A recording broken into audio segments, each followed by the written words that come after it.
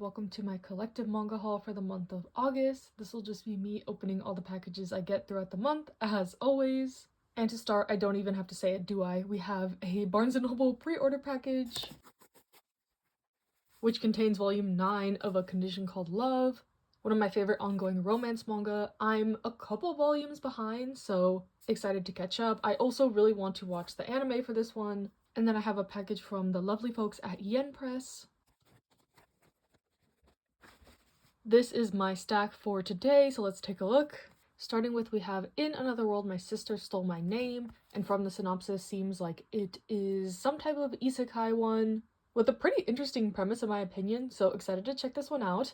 As we all know, I've really been in a kind of isekai villainess kick lately, so excited to check out this one. And then we have volume 1 of My First Love's Kiss. I think this first part says it all. Why did I have to fall in love with my roommate? Seems like it's gonna be a cohabitation girls' love, and this is a light novel, so another kind of medium I've been getting into lately, or trying to at least.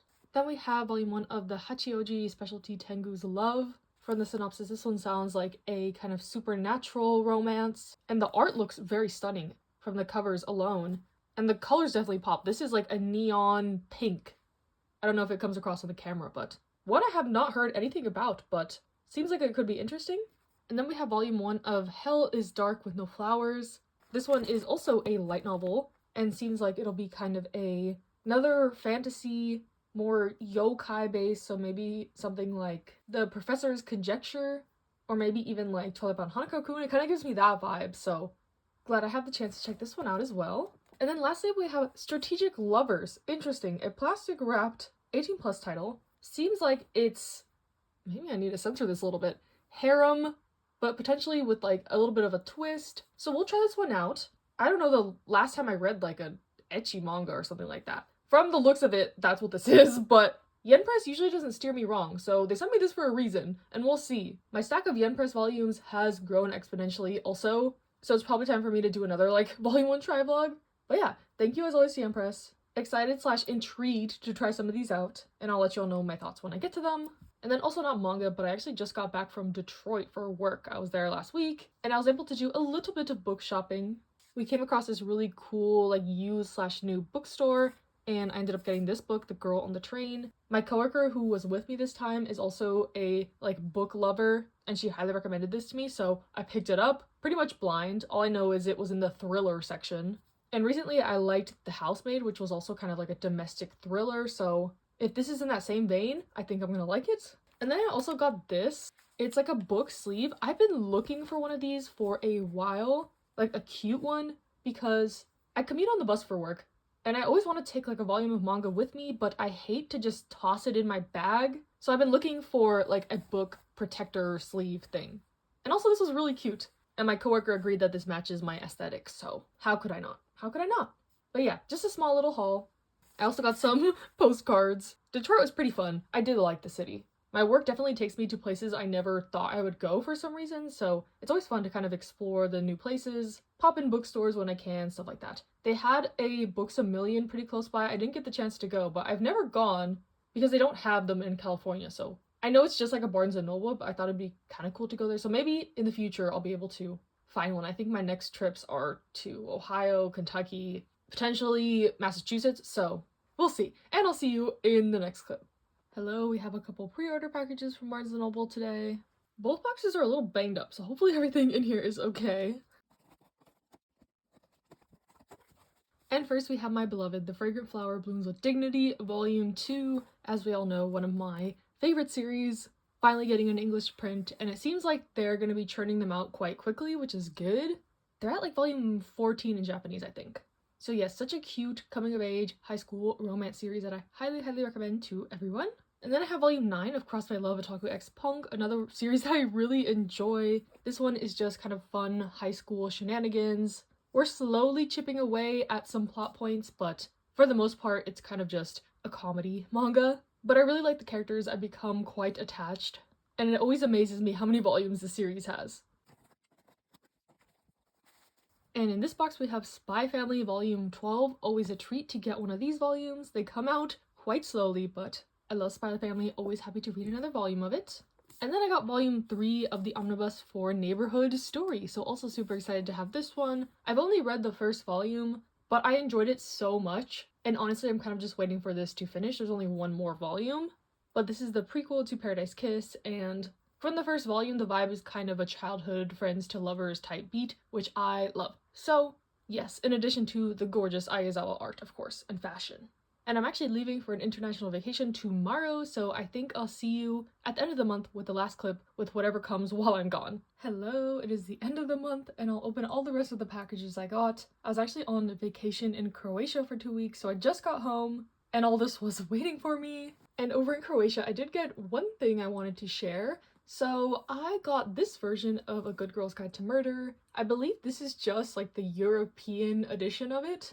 And I thought it was really cool. It's hardcover, it has kind of like the sprayed edges. So I took the opportunity to get this as more of a collector's piece since I really love this book. And I also saw some manga over there in English, but they kind of only had popular series where I was. I saw One Piece, Blue Lock, My Hero Academia, Aoharu Ride for some reason. So nothing I couldn't like really get here, but it was still cool to look and see like Croatian versions of, you know, novels that I like. But yeah, happy I was able to pick this up because this is a really like cool and nice addition. But getting into my Barnes & Noble pre-order packages. First, I have Omnibus 23 and 24 of Tokyo Revengers, just continuing to get these volumes as they come out. I have read this whole manga, but I plan to do a reread in the physical version when the series completes. I do really like this series, so highly recommend if you're looking for some kind of action, delinquent, time travel, a little bit of sci-fi element type beat. And then I got volume 14 of Blue Lock. I'm actually now behind on Blue Lock. I was, you know, caught up for a long time.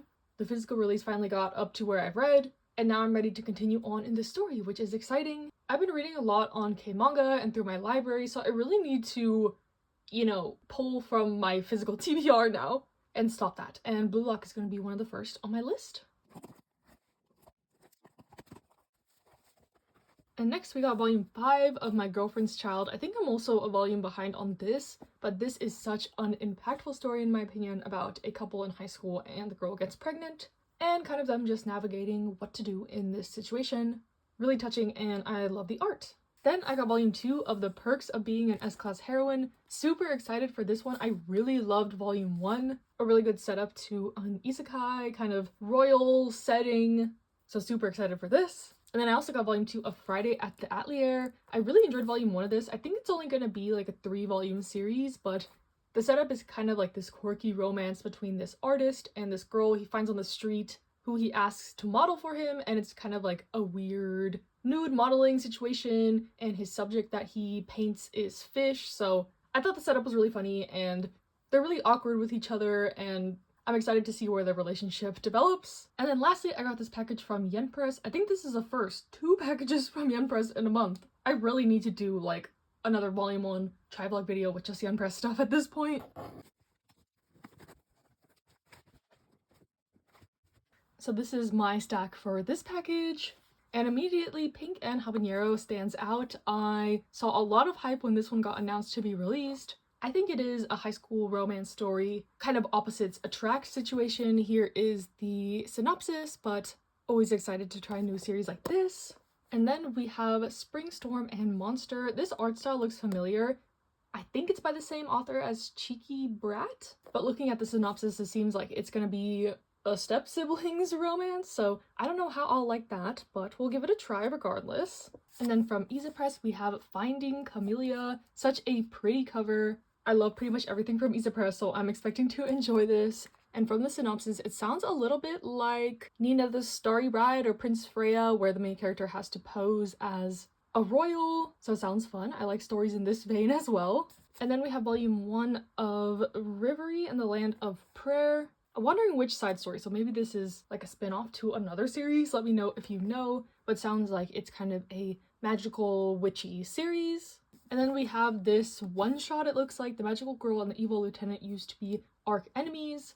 And I think I know that this is by the author of Inoue Boku, and they passed away. So I don't know if this was ever completed. I think this is just a compilation of what was written for this series. But we'll see, seems like kind of a fantasy one as well.